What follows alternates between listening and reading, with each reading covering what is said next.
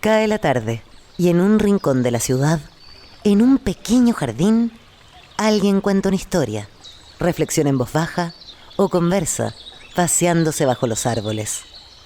Es hora de volver a casa, bajar la velocidad y darle tiempo al tiempo. Christian Warnken nos abre la verja de su jardín para que respiremos aire puro y oxigenemos el espíritu. En Pauta, aquí comienza Desde el Jardín.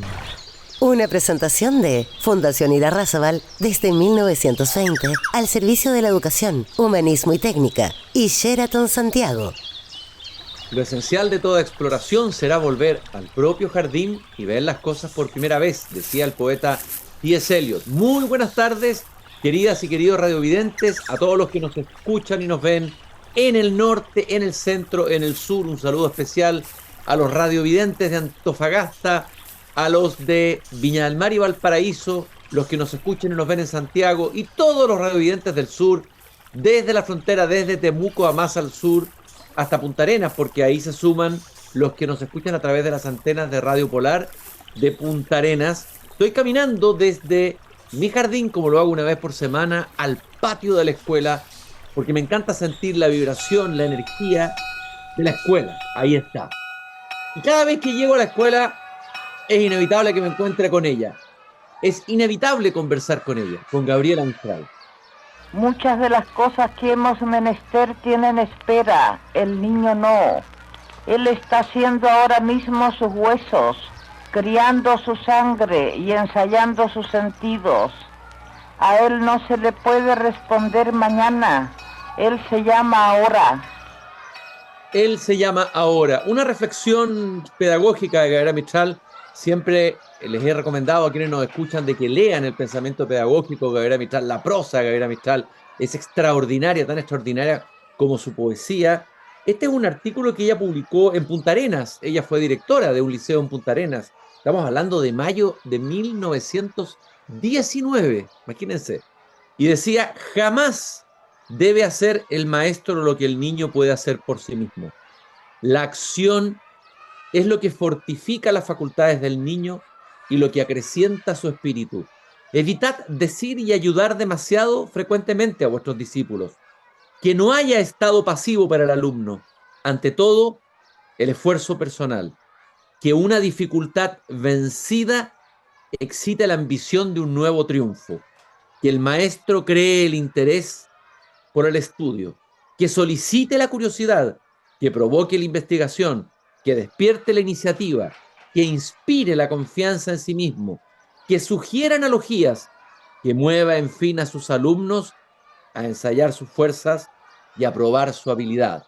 Bueno, todo esto que está diciendo Gabriela Mistral es hoy día casi una certeza en el mundo pedagógico, es algo que no se discute, ¿no? Pero Gabriela Mistral, visionaria, lo pensaba y lo escribía en 1919. Hoy día estoy sentado en el patio de una escuela con una historia impresionante atrás. Tal vez es uno de los liceos que tiene una de las más largas historias a sus espaldas. Un liceo emblemático de una ciudad además emblemática y además llena de historia.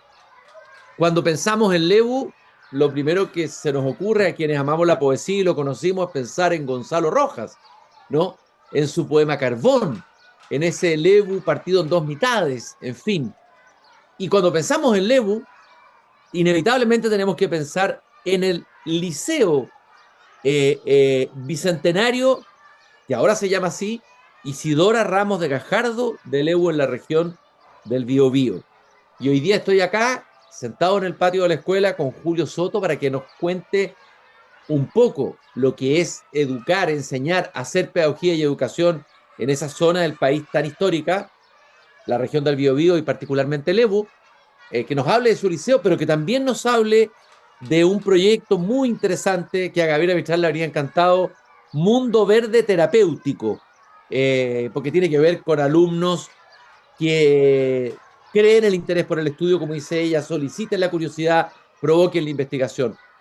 Julio, un gusto de estar aquí contigo conversando para que nos cuentes la historia de tu liceo, de Lebu y lo que están haciendo hoy día. Bueno, Cristian, gracias por la invitación. Decirte que tienes un jardín maravilloso, que se pueden transformar en libros, ahí, ¿cierto? Las hojas de tus árboles se pueden transformar en libros y eso, la sapiencia, digamos, dice mucho de ti. Bueno, como tú dices, yo vivo acá, nací, estudié en el liceo, que era el Liceo de Hombres en ese tiempo, que tiene una larga trayectoria desde 1881. Ha dado muchos exalumnos exitosos al país, presidentes de la República, han estudiado también escritores acá. Como tú decías, Gonzalo Rojas, bueno, es de Lebu, no estudió en nuestro liceo, pero también tenemos un premio nacional, Elvira Hernández también es de Lebu, así que Ah, Elvira podemos, Hernández también es oriunda de Lebu, ¿ah? por supuesto, ¿ves? Te estoy entregando nueva información ahí. Fue hace 3 años atrás nombrada por la Municipalidad de Hija Ilustre. Ella desde pequeña, ¿cierto? Se fue de Leo y estuvo estudiando en el pedagógico y de ahí comienza su carrera. Bueno, nuestro colegio desde 1881 nace como una necesidad de la comunidad, puesto que muchas de las familias tenían que enviar a sus hijos e hijas fuera de la ciudad para seguir estudios secundarios. Nosotros comenzamos con primaria y como no teníamos, digamos, secundaria, muchos de nuestros alumnos llegaban hasta segundo, entre comillas, ¿cierto? Hasta segundo medio y tenían que seguir estudios en Concepción, generalmente, ¿cierto? En el Enrique Molina, como fue el expresidente Juan Antonio Ríos. Y muchos tenían que ir también becados al Barros Arana, porque habían estos, digamos, estos nexos y de ahí pasaban a la Universidad de Chile a estudiar. Así que un orgullo tener exalumnos en distintos ámbitos de las ciencias, de la literatura, del deporte, que están repartidos también por el mundo y que siempre añoran venir a nuestro establecimiento. Y ese nos da un impulso para decirle a nuestros estudiantes, ustedes también pueden. Y así como nosotros les decimos que ustedes también pueden, también nosotros, como profesores, buscamos instancias para generar, como dice Gabriela Mistral, cierto, muy ciertamente, que ellos sean los propios artífices de sus saberes y de sus aprendizajes. Entre los exalumnos está ni más ni menos que es, corrígeme si no es así, pero entiendo que sí, Baldomero Lillo, el gran escritor Baldomero Lillo. Está Samuel Lillo, el escritor Samuel Lillo, que en un escrito relata, y leo, lo cito: la creación del liceo vino a llenar una necesidad que se hacía sentir notablemente. Hasta entonces, los niños que terminaban sus estudios primarios en las escuelas de Leu, Cañete y otros pueblos de la provincia tenían que ir al Liceo de Concepción. Muy pocos eran los padres que podían hacer el sacrificio de enviar a sus hijos para que emprendieran el estudio de las humanidades en dicho establecimiento. Estos dos Lillos, que son parte de nuestra historia del imaginario nacional, podríamos decir, ¿no? Fueron exalumnos de ahí. Exalumnos, sí.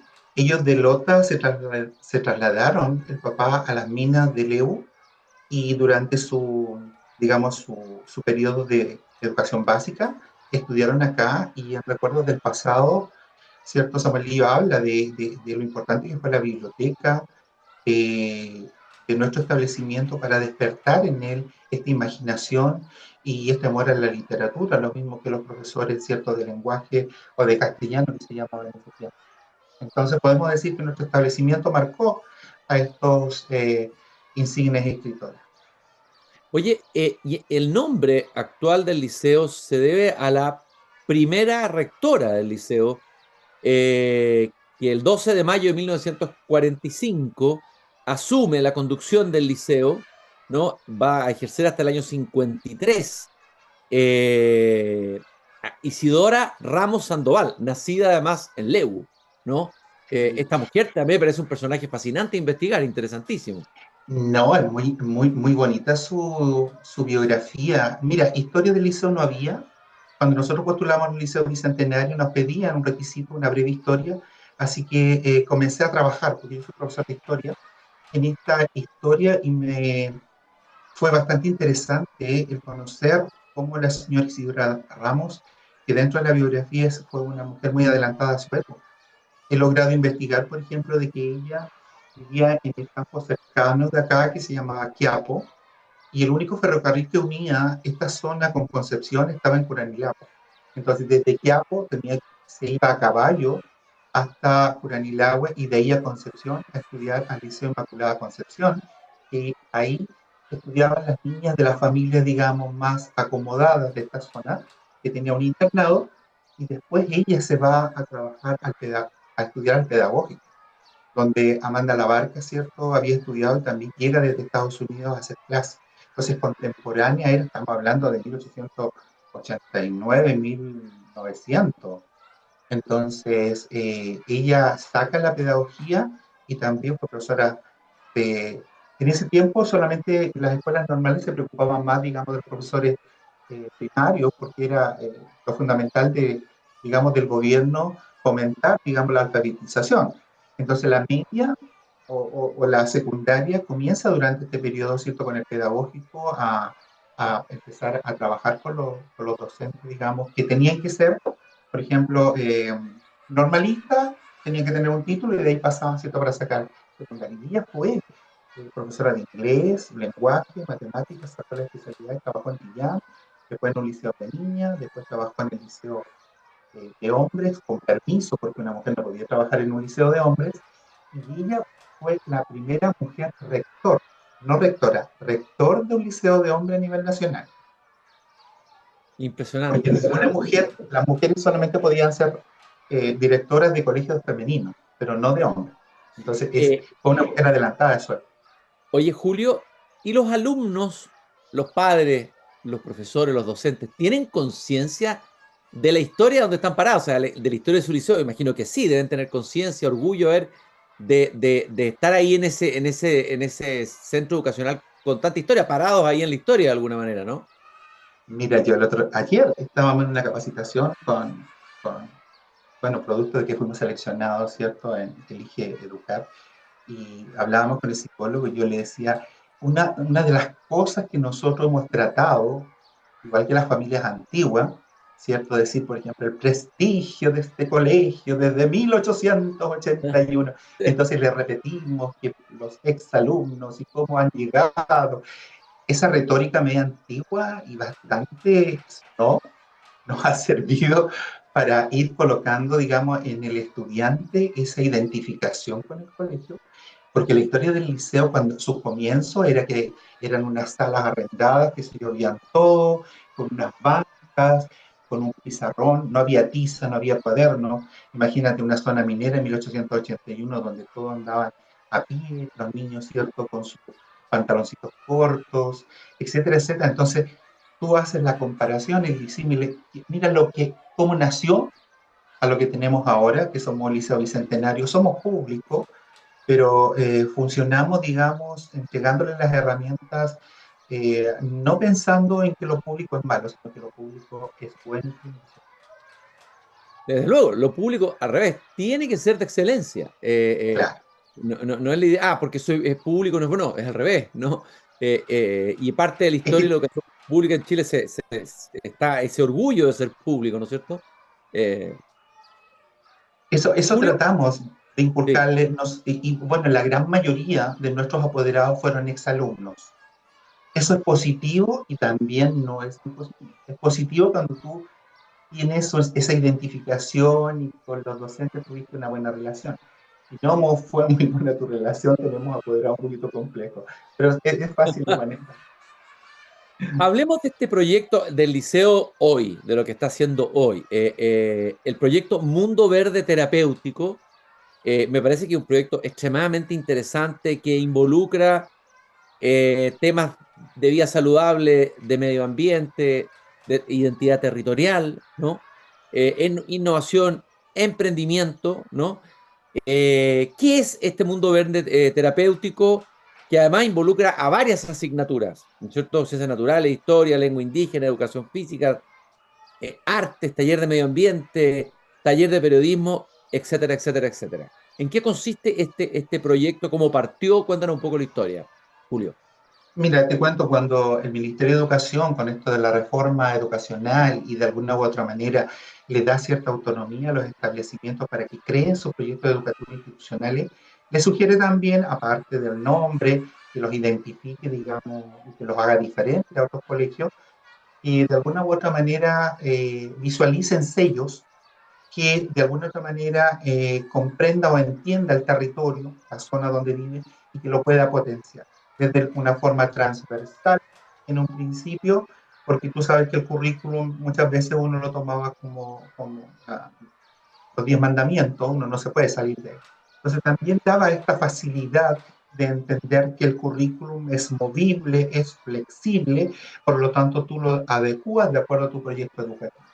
Y es ahí donde aparecen estos sellos de vida saludable, el medio ambiente y la identidad territorial.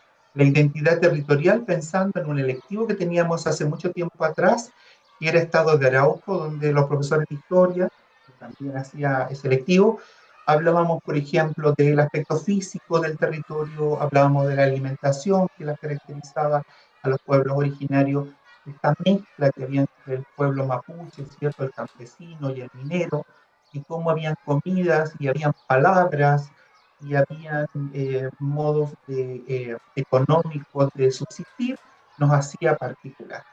Entonces, se piensa en que de qué manera la identidad territorial la podíamos llevar al aula, y ahí hablábamos de un taller, digamos, de medio ambiente, donde la idea era hacer un invernadero, donde poder, de alguna manera, cultivar algunas plantas medicinales. ¿Para qué? Para rescatar de alguna u otra manera y revalorar los conocimientos ancestrales con respecto a la medicina tradicional. Y esto estuvo funcionando así como medio aletargado, y para la pandemia se hizo más sentido, porque muchas veces cuando no llegaban las vacunas, ¿qué hacían las abuelitas? Bueno, el que se resfriaba, ¿no es cierto?, tomaba agüita de toronjil, que menta, que el boldo, y le empezamos a echar mano a todo lo que teníamos y a ese conocimiento que se estaba olvidando. Entonces ahí nos da el plus, y además que nosotros como colegio municipal nos vino, yo asumo la unidad técnica pedagógica el 2020. Entonces, me encuentro con la pandemia, me encuentro con que no hay clases y cómo llevábamos adelante las clases. Entonces, para los colegios particulares y subvencionados ya tenían una ventaja, ellos ya trabajaban de alguna manera aula invertida y todo lo que eran, digamos, estas metodologías activas, pero nosotros no. Entonces comenzamos de a poco, y de ahí empezamos a involucrarnos en la metodología activa, empezamos a ver, ¿cierto?, que el aprendizaje profundo en un colegio HC tenía que ser mirando los GP, porque uno aprende haciendo, y viene la autonomía, y viene este lenguaje que para nosotros era un poco desconocido, porque veníamos como muy Pablo, muy dirigido, así pasábamos este objetivo, no nos apartábamos de aquí, teníamos, como decía una profesora de la universidad, el libro amarillo, es decir, esta actividad la hacíamos todos los años porque nos daba resultados, pero ahora nos mueve todo el mundo. Entonces comenzamos a hacer distintas actividades dentro de esto, entonces faltaba unirlo. Entonces comenzamos ahí con que había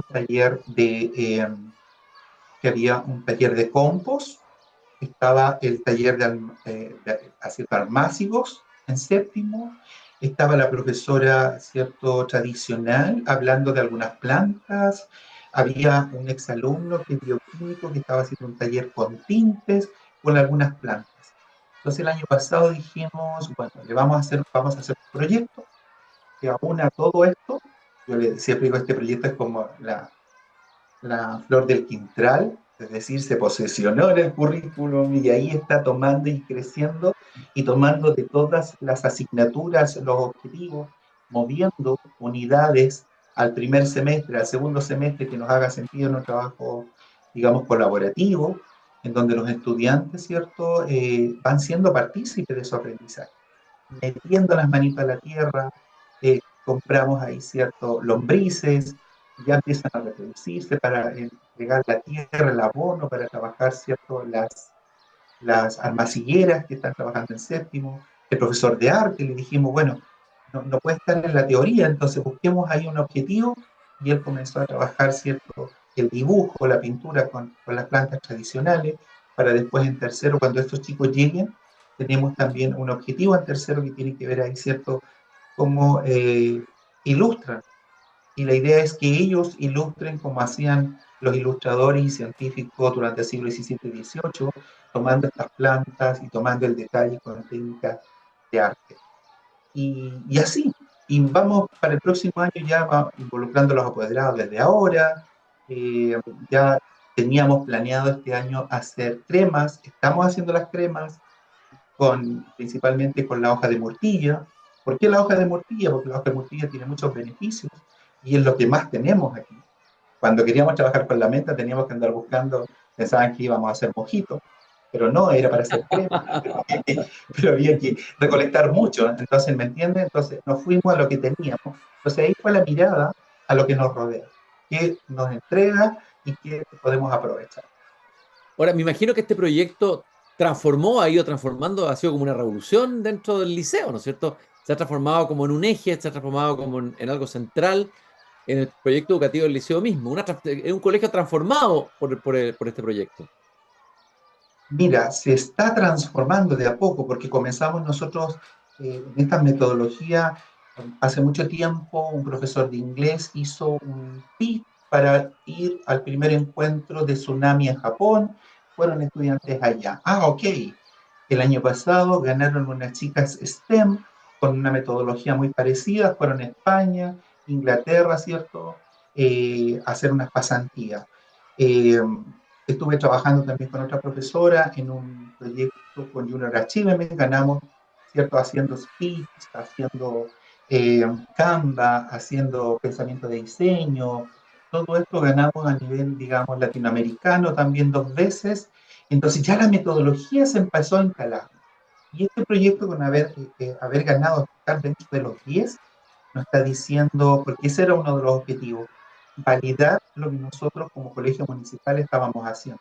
Y eso lo valida instituciones, personas externas que dicen, ah, mire qué interesante el proyecto, qué bueno, puede ser replicado, porque lo que nosotros estamos haciendo, lo que yo decía, lo pueden aplicar en el norte, en África, porque tienen las mismas condiciones de hacer plantas, cremas, jabones, y además un servicio, porque una vez que la universidad nos valide, nosotros podemos ir, ¿cierto?, al asilo de ancianos San Francisco a aplicárselo al abuelito, porque también tenemos un kinesiólogo que está trabajando en un taller de masoterapia, enseñándole a los alumnos cómo trabajar con la tercera edad y cómo aplicar. Entonces eso también es aprendizaje para el futuro, ¿ya?